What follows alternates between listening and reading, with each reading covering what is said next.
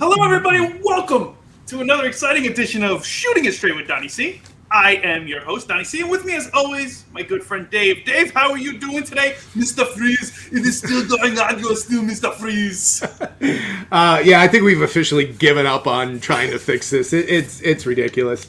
Any other platform, anytime I use my camera, I got no issues. It's only this one, and I don't get it. I don't know what is going on. It is driving everyone crazy. I don't know if I mentioned it on the show in the past, but I've changed everything. My camera, my modem, my Ethernet cord. I put more RAM in this sucker. I did everything, and this is what... Still happening. It's still happening. So it is what it is. It's part we'll just of go with it now, Dave. It's a new character called Mr. Freeze. So welcome to the show, you and Mr. Freeze. If you've been with us before, thanks for coming out again. If you haven't, give you a quick rundown of the show. Basically, me and my friend have a good conversation. We talk about current events or things that may or may not be coming out. We're talking about some new technology possibly that we're hoping comes out. It'd be pretty cool. We're not sure if it's going to or not, but we'll see what happens in the future. We're also going to do Battle of the Bands today. That's right. We're doing Fist of Fury, Battle of the Bands, where Dave picks 4 groups. I got to tell you who's going to come out on top. And then at the end of the year, we have the Fist of Fury, Battle of the Bands, top-notch, best of the best, knockout showdown. And Word. And I give you an idiom, and I tell you where the origin story comes from. And always, like always, I answer your questions. Well, how do you send your questions into us? Well, you send your questions into shootingitstraightwdc@gmail.com. What happens is Dave gets your questions. He reads them to me while we're recording, while we're doing a live show. And I knock it out of the park. That's what I do. We ask AI. I beat AI's ass because AI is just a computer, and I'm smarter than that. At least I try to be. I try to be.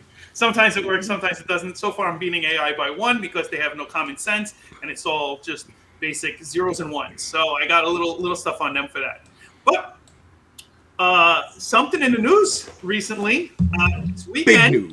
Big news for us Star Wars geeks, even though it's not Star Wars related. It kind of is. Kind of is. But not quite. Yes. Spaceballs, the movie! Yeah, Spaceballs 2. They got to name it The Search for My Money because that's what they dropped in the original. So that's what it's got to be called. I'm really hoping it is. If it's not, I'm going to be disappointed. I think there's a lot of fans that are going to be disappointed with that. And go ahead. No, I was going to say, I didn't even know. There was rumors that it was coming. But we didn't know how substantial those rumors have been because it's been 40 years. 40 years. So, Mel's 20. He's 98 years old. 98. He's 98. He's 98 right now. It's coming out in 2 years. He's going to be 99 to 100 years old when it comes out. I'm hoping he makes it. He'll make it. I'm hoping he makes it. If they were smart, they would do all his scenes first. Now. Right now. He's doing yogurt. He's coming back as yogurt. Rick Moranis coming back. They pulled him back. Yep. He was in total retirement. He's been retired. They're pulling him back. Mm-hmm. I'm excited. Yeah, so am I. I mean, I just wish, obviously, can't control fate, but, John Candy, it would have been nice to have the whole crew back and everything, but, it is what it is. I'm hoping they bring back, like, a spawn of Barf. Like his kid or something. Yeah. I'm hoping that's where they go with that, and they hook up with somebody in the movie or something, and they have like a cyborg bar or whatever, and they kind of twist it. And it's, Mel Brooks, his mind is amazing. Yeah. Well, here's the thing: are we gonna get 1980s, 1990s Mel Brooks, or are we going to get a reined-in Mel Brooks of 2027? To be honest, he's still quick-witted. Some of the interviews he does and everything else, he's still quick. He's still got it. So I'm not sure there's a huge difference, and I'm hoping... Right. But no, is he going to be able to do his kind of humor? Or is what I'm trying to say. Or is he going to rein it back because people might get hurt? I don't think he will. He's going to be 99 when it comes out. What's the worst that they're going to do to him? Cancel him to his grave. Mel, you're canceled. I'm almost dead. My sugar. What do you mean I'm almost dead? I can't be gone. I'm right here. Dude, it was fun. Did you watch the trailer with all the movie clips and stuff they were writing in there? This is what's come out since the last... It was great. Yeah. It was funny. So I'm hoping, I mean, the sense of humor is still there. The sense of humor was good back then. I'm really hoping that it hits with the younger audience now because there's been so many different Star Wars and everything else, and nobody spoofs on it. Right. It would be great to actually have that spoof come back. I mean, there's not enough spoofs anymore. No. Everything because we put it. Now you can't do anything. It's such a shame. Yeah, well, in the 90s, you had all the Naked Gun movies, all the Mel Brooks movies, Right. Hot Shots Part 2. You had all these, real stupid slapstick comedies, and they just went away. People stopped laughing, I guess. I don't know, but I'd say bring it back. Yeah, you only live once, so let's enjoy it. Yeah. YOLO! So. Speaking of only living once and hoping things are coming true, Dave. Yeah. What do you want to start with on this one? I'll give you the freaking reins on this. Go ahead. Let's start with the cloak. Now, we're trying to figure out, because, again, things when they come up or when you look at shit, you can't tell if it's real or not. I don't believe anything. Yeah, so you tend to not believe anything is real. And because when you read the comments, they're like, oh, if you believe this, you're an idiot, blah, blah, blah. But it's I don't believe this is out yet. I don't believe so. But I believe it's it's starting. They're making cars that can do this and stuff like that by putting cameras on different spots and LED screens on the car itself. So what it does is as you're driving through, it literally puts the picture of what was there on the screen as it's going, so it looks like you're not even moving. Right. So I know technology's getting there. But go ahead and play the video of this guy over here, Shimanoots. Whoops. What are you doing? Oops. There we go. I was just trying to trick everybody out. So now, this is a guy. So apparently one of the things that came up was China had invented a cloak. Right. There he is walking. An invincibility cloak. So there's this guy. He's coming down. I love this part of it because he's like, yeah, I'm Joe Cool. Oops, not Joe Cool. You want to see something cool? Whoopsie. I made the whole thing disappear. I dropped it to the floor. He pulls this thing out and boom, done. Gone. Now, like I said, I believe they're working on something to do that. Do I believe it's there yet? No, I think this is, a doctored up video of something. Right. Some people are saying that that is a green screen and they're just printing over it to make it look like it's in. And I believe that right now, 100%. But the idea of it happening, forget camouflage. I don't know what's going to happen. All the camouflage in the world is going to go out if they actually have one of these. I mean, I don't know what the price is, but that's it. I mean, that's the best He's so happy. Look how happy he is. He's like, "Where's my legs?" I got no legs. But dude, can you? I would love to have one. Lieutenant Dan? Lieutenant Dan, you got no legs. I would how many people would want to, It's basically you're the Invisible Man. You just can't bump into people. You know what I mean? If you run into people, you're going to hit them, but you try to avoid it. So you can sneak around and go anywhere, dude. If I remember correctly, episode, I want to say 1 or 2 of we talked about the Invisible Man? we didn't talk about the Invisible Man. We talked about what power we wanted, right. And yours was the invisibility. Mm-hmm. Yeah. Dave. That's my chance. I said I wanted to be Superman. I think this way I could fly, or just have the ability to fly. Not necessarily Superman, but I wanted to fly. They have the jets now. I can fly single or double. You get a cloak and you're invisible. That would be awesome. That's what I'm saying. That's right. It would be cool as hell if we could pull that off. You know how awesome that would be, like if you're home and the wife is home with you or whatever, but she's upstairs and you don't want her to see you. Just throw that fucker. Just put it on you. She comes walking down. The amount of things you can do with this cloak. The amount of things in the whole world. Your objective, your first thought is, I'm going to hide from my wife. I'm hiding from my wife. Oh, he must be in the basement. Watch her go down into the basement. You tap her on the shoulder, you just put it over. Boo! I've been here the whole time. That's so stupid. That's how I would use my special ability with that. Okay. Good for you. Good for All you. right. So the other thing you had shared with me, you thought, This was cool.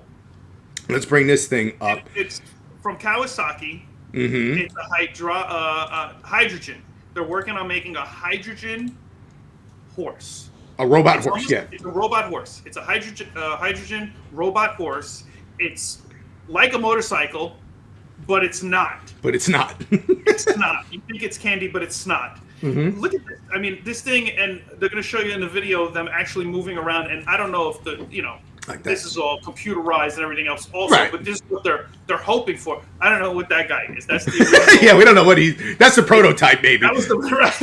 That's what they came up with, and then they excelled it to this. I think Kawasaki saw that because that thing was a dog at first. It was a riding dog with wheels. Mm-hmm.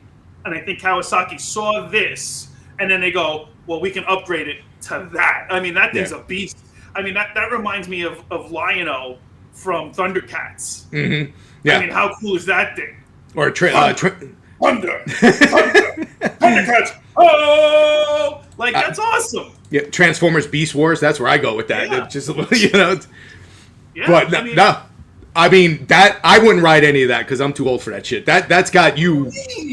That's got you. Because I'll get bucked from that thing. I'll fall on my back, and then I'll be. Hey, you're not that much older than me. I'll be out of commission. You got me by what? 2 years? 2 years. That's it. 2 years. Right. I jump on that thing in a second. The shock absorber is supposed to be even better for you than most of the other stuff and everything else. I mean, It'll be like the first. I get on it like the first time I was ever on a horse when I went to Hawaii on my honeymoon. Like, I just did the slow trot. It was awesome. I could deal with that. When that sucker took off and you just... yeah, that's not good. The Jules did not like that. So that's how... A leisurely stroll with that, I'm in.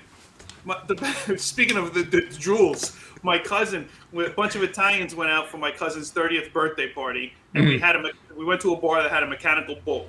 Oh boy, yeah. Normally, I'm the first one to ever do anything stupid. And riding a mechanical bull, an Italian who doesn't know, my side's Italian, and I have Italian and Puerto Rican mix in my family.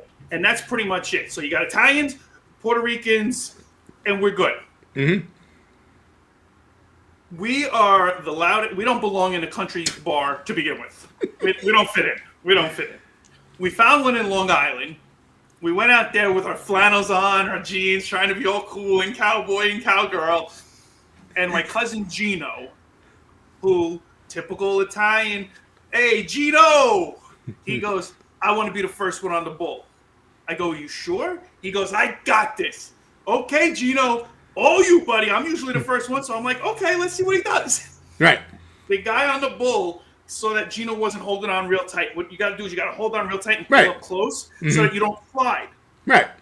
Gino got pushed back, and then slid in. And then pushed back, and then slid in. And pushed back and slid. Like 6-7 times in a row. Boom! Boom! Boom. I'm like, Gino, let go! We never walk the same again. I'm okay, guys. Yeah, exactly. It was crazy. It was such a good time. Happy birthday, cuz. That's right. It was unreal. All right, let's get into some questions. Let's do it.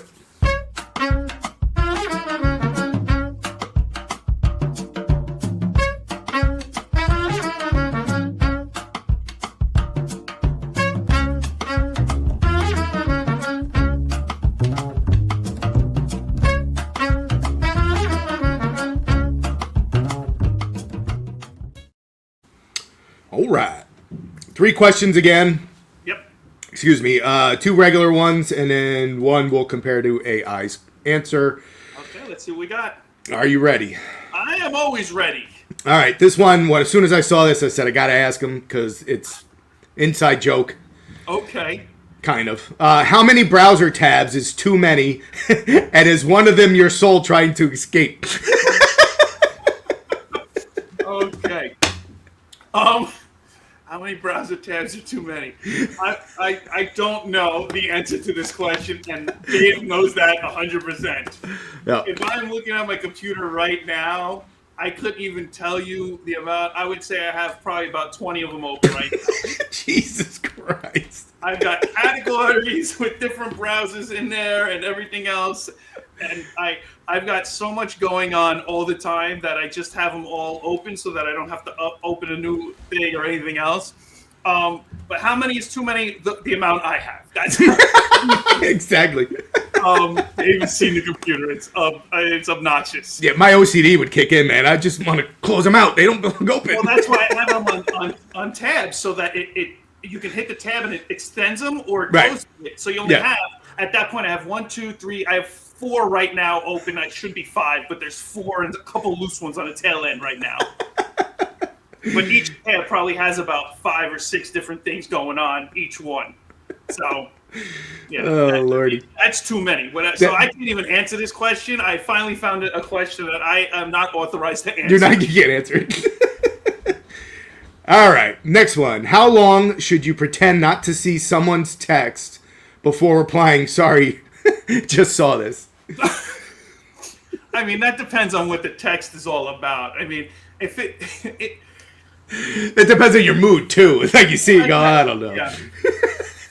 I mean, if it's something personal and it's like, God forbid somebody lost a relationship or a person or anything else like that, like, you can't push that off. I guess you can, but you shouldn't push that off. But, I mean... You also have to take in account that some people have phones that can see that you actually saw it. Right. And if you don't respond, they're going to be like, hey, Dick, I know you saw it.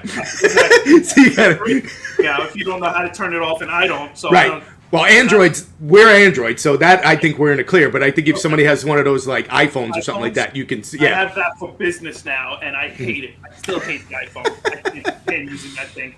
All right, so go ahead. Sorry. No, it's okay. I would say, because sometimes when you're at work and everything else, you don't get a chance to actually look at your phone for a while or do something. Like some jobs, you have to put your phone down and walk away and do your job. Mm-hmm. So for those, I mean, it could be 8-10 hours sometimes. If you text me in the morning, I don't even see it. So it's not even, sorry, just saw this. I just respond once I see it. Right. But I mean, I think if it goes a day, then you definitely have to apologize. I mean, that's a bit long for a text. Yeah. Yeah, a day, you better call. You better call them and go. The worst is when you hit send or something and then there's an error, but you didn't see the error message come up or whatever. Yeah. That one got me a couple times. Like, I had that happen a couple times. One of them was for business and stuff, and I look back, I'm like, oh, crap. Like, I was supposed to reach out to this person. I never did, and that's totally not like me. And I'm like, I'm sorry. Error, failed delivery. But about in Arizona, you probably have more dead zones and stuff like that, so that might happen more often, right? Or no? Maybe. I mean, I'm usually not in the spaces where there's a lot more dead zones. I try not to be in the desert too much. But, right. Yeah, I know. But there's nothing around here but land and mountains and cacti. Right, but how many times have we talked as you're driving around and you lose connection? A dead spot or something. Right. Yeah, there's a couple spots where you drop it or whatever, or at least that's what I tell you. Yeah, see? That's why I asked this question. Are you really losing connection? Or it's funny. I can't... Hear me out. Oh boy! Or you could be like a friend of the program and just I'll text them or whatever, and then it takes 3 days. It's usually 3 days to get a response from a certain somebody. Oh yeah, 3-day minimum. And then or he'll wait like a week and then go, oh wait, I think I owe you a call. Yeah, I'm not saying who that is, but he's got technical difficulties too. Yep. All right. Are you ready for the AI question? I am ready.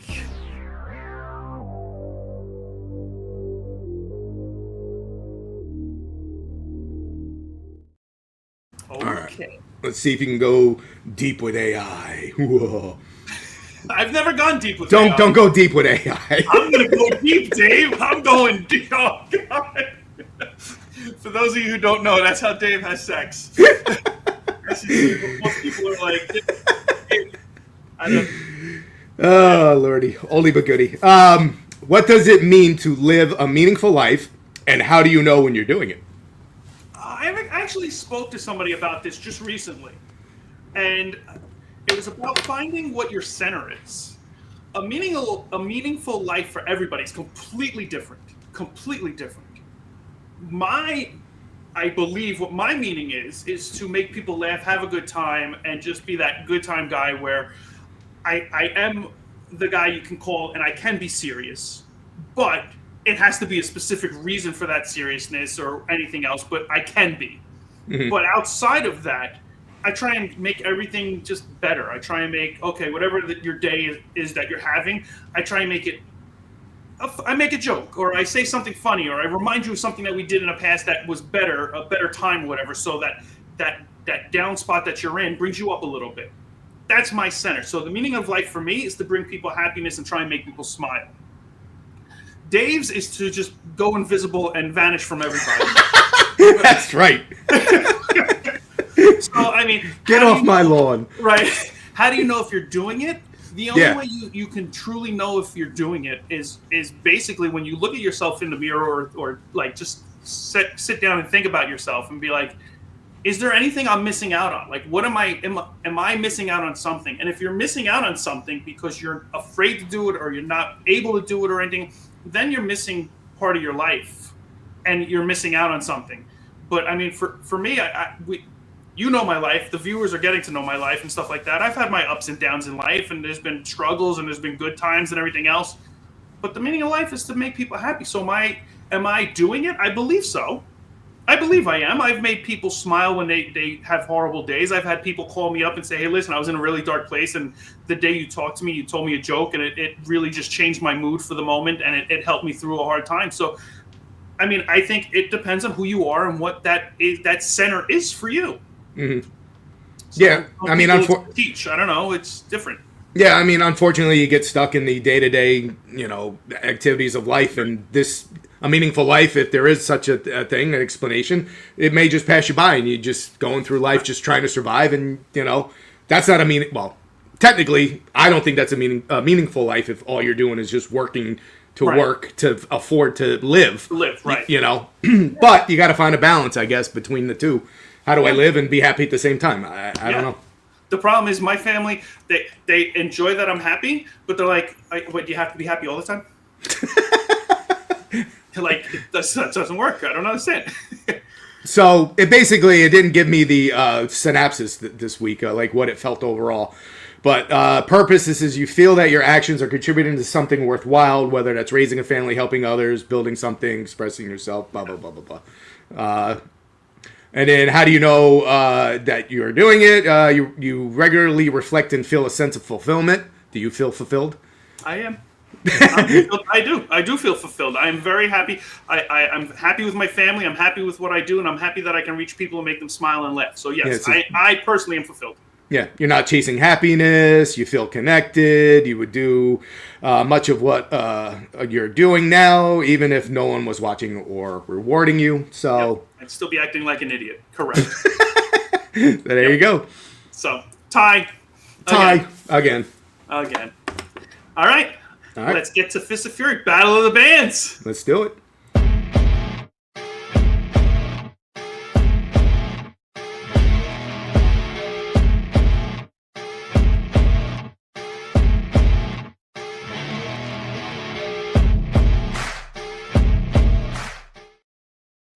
Oh yeah, into the dojo we go.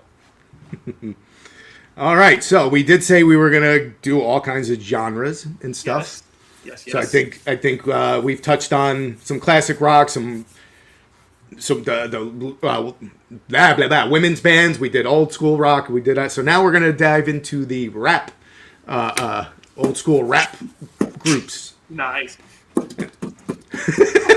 So now I'm not sure these bands. You should know 100% who they are. You know what I'm saying? All right. So I hope so. Because I don't want to pull up so you'll be like, who the hell is that? Right. I don't want that. So, all right, first in the ring, the Beastie Boys. 3 Jewish guys from Brooklyn. How you doing? Versus Public Enemy. Wow. Public Enemy and Beastie Boys. Flavor Flav! Yeah, boy!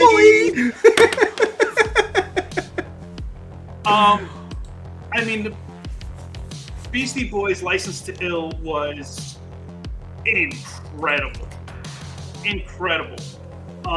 Public Enemy had a lot of great songs too, And I mean, the fact that Flavor Flav is still around, I don't even understand how that is.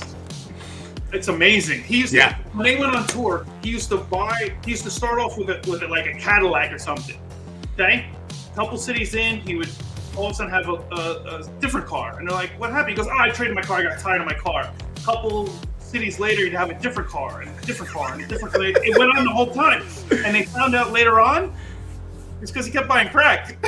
Oh my God. He couldn't afford it on the tour, so he would sell his car and get one of their, I'll trade you my car for your car and get the crack. Oh my God. Yeah.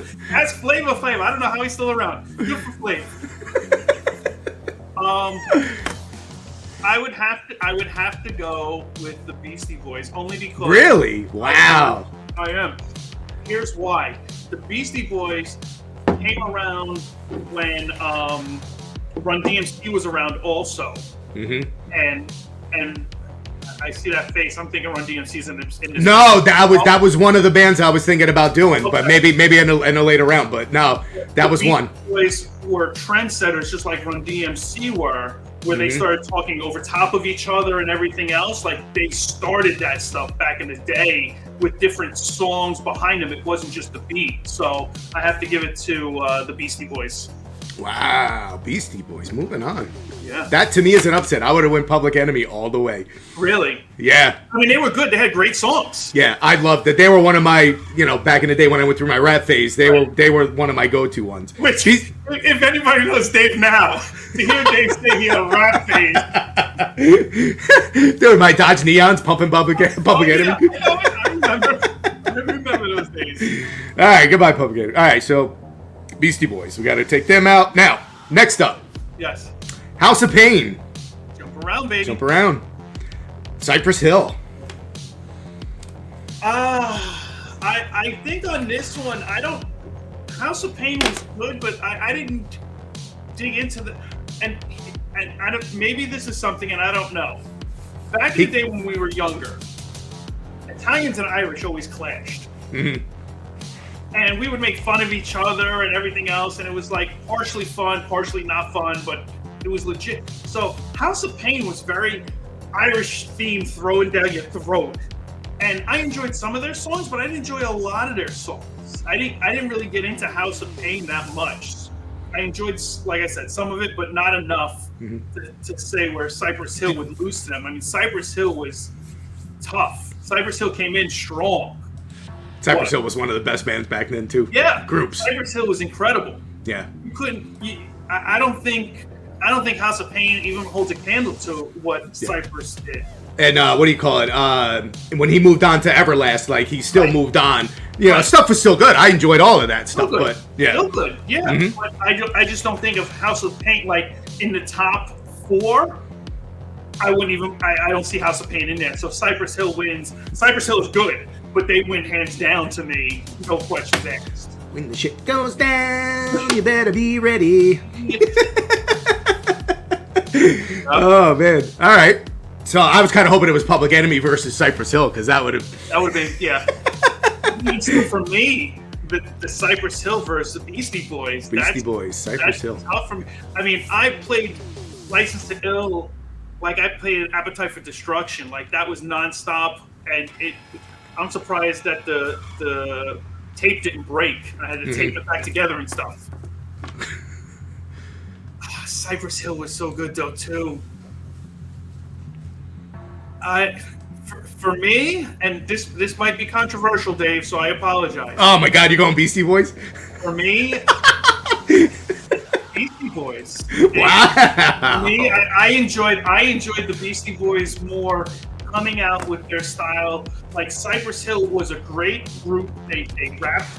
The music tracks were great. The raps were hit hard. Everything was good about them. So I'm not faulting them at all for anything. Mm-hmm. But for me, Beastie Boys, I wanted to hear that more often. Wow. At the time when they were coming out.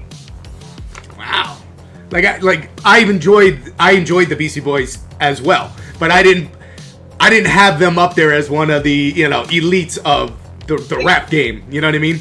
Because they were again trendsetters. Mm-hmm. They were 3 Jewish white boys right. rapping when Public Enemy and all these hardcore like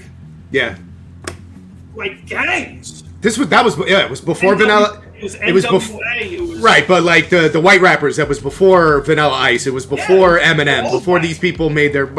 All of that. It was all urban, and it was more LL Cool J and Grandmaster Flash and all that. Like they ran this, and then all of a sudden the Beastie Boys came out and they had a totally different spin on the rap genre. Yeah. And because of that, I give them mad respect and mad props, because for them to do what they did, it was completely different and changed the game to a certain degree, just like Run DMC did. Run DMC didn't curse, they didn't do drugs, they didn't do anything. Like they were trendsetters also. Damn. You're making me think I should have put Run DMC in this group. Would have made it more. All right, next I'm going to do it again. Run DMC is going to be I'm going to spoil it now. They're going to be in another one down the road. We'll see. You're not going to know who the other 3 is. We'll see where it goes, but I'm going to say Beastie Boys with the win for this one. All right. Congratulations, Beastie Boys. They did it. Yay. So they join, who do we got? Motley Crue, Evanescence. So House of Pain isn't. Beastie Boys. And what was it? Who won it? It was Pink Floyd? No. What was that? Motley Crue? Motley Crue, Evanescence, Beastie Boys, and we did the one with Pink Floyd, Led Zeppelin.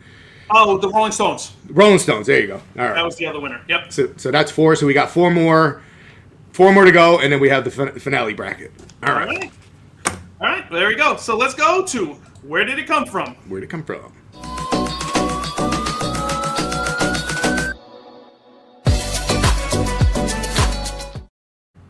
All right. So where did it come from? Dave, I'm going to let you guess, and you'll probably be close, but no cigar. So the saying today is close, but no cigar. Where do you think close, but no cigar comes from? Have you heard? You've heard it, obviously. Obviously, I've heard that. Yeah. Have you said it and used it? Yeah, obviously. Yeah. Do you think kids of today are using it? No. They are. I I haven't doubt heard it. any kids saying it, so I'm not I sure. doubt. I think that probably died off. Maybe if you're in your 40s, you might use it, but anything in your 30s, 20s, you're definitely probably more than likely not using it. All right, so That's close what but it no is. cigar. Where did it come from, Dave? I don't know. Maybe you were awarded a cigar for something back in the 18th century, and or the runner-up prize was a cigar. So you were close. You didn't win it, so you're not going to win the cigar. Something like that. All right. Well, let me tell you, you're close, but no cigar. Damn it! So the part that you were close with was in the 1920s, during carnival times, one of the big prizes was a cigar. So adult men would play games, the boardwalk games that we still play today, whatever. You throw the ball in the basket, you throw the ring on a glass bottle or whatever. Like they did games. Yep. And if you won, the big prize was your choice of cigar. So you were close, but no cigar. Yeah, you get the little doo-doo. You get the little this, you get the little that, but you don't get the cigar. So where does it come from? 1920s carnivals. Close, but no cigar. You didn't win a cigar. I was close. I was real close to that one. You were real close. That's what I said. You were close. But no cigar. That's right. That's right. Everyone, next week, we're very excited about this. We have plans for a collab with Tiki Talk the podcast. So they're going to be coming on our platform here, and we're doing a show with them. We're going to be talking about a whole bunch of cool stuff, and it's always been a good time every time we've talked to them. Even with our meet and greet, we didn't even realize he was recording it, and we got some great stuff just from the recording of us just meeting each other. Yeah, we did their show, like a month and a half ago or something like that. We had a blast. We had a blast with them. They're very much like us. If you don't know who they are, check them out. Tiki Talk the podcast. They're on not TikTok, Facebook. They're also on TikTok. You go check them out. They're two great guys, and they're going to be on the show with us. Also, our buddy Marcus, the Maniac McGee's got a fight coming up. He's going to Abu Dhabi. Abu Dhabi. Abu Dhabi! Abu Dhabi! Abu Dhabi! Oh my god. Is that not how you say it? I don't know. I doubt it. July 26th, he's fighting Peter Yan. It's going to be a tough fight for him. It's going to be a good fight, but I mean, Maniac's a maniac, so let's see what he can do. We're going to try and get him on the show to come on and just talk to us for a little bit too coming up. Me and Dave want to have a live show one of these months. We're going to get ready to start talking about that. That's got to be coming up soon. I mean, I think we're overdue already. We're overdue. So we need to have a live show, so hopefully you can join us on a live show also. Yeah. That'll probably be in July at this point. You never know. You never know. We're hoping sooner, but we'll see, and we'll let you know. Check us out on our socials. You can keep track of what's going on, where we're going to be, and all we're doing on our socials, so you learn about when we're going live, what we're doing. If you can, go to tpublic.com. You check us out. You can grab some merchandise. We've got Falling Down the Rabbit Hole. We've got T-shirts with Shooting Straight logos. We've got Out of This World. We got Monkeying Around, Bad to the Bone, Scan Me's. We got a whole bunch of stuff. We got the pillow. You can always sleep with us, because who doesn't love to sleep with Shooting It Straight? And as always, please send in your questions to shootingitstraightwdc@gmail.com so you can find out what Donnie C really thinks about shooting it straight with you. Catch you guys later. Peace, everybody.